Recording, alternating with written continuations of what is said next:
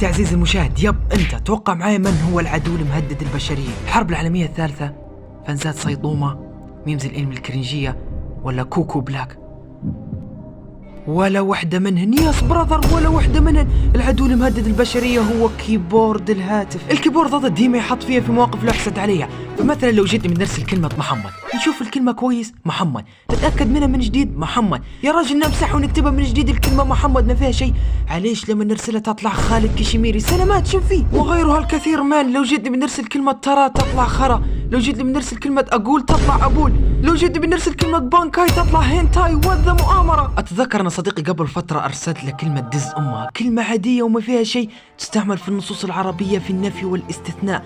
المتنبي استعملها 6 مرات. أوكي، يجي الكيبورد الأحول يزيل كلمة دز ويحط لي كلمة كرابيكا، كلمة كبيرة ما أقدر أقولها سامحوني. الزبدة إني مليت من الوضع الصاير يا جماعة خلاص، فعشان نحل المشكلة هذه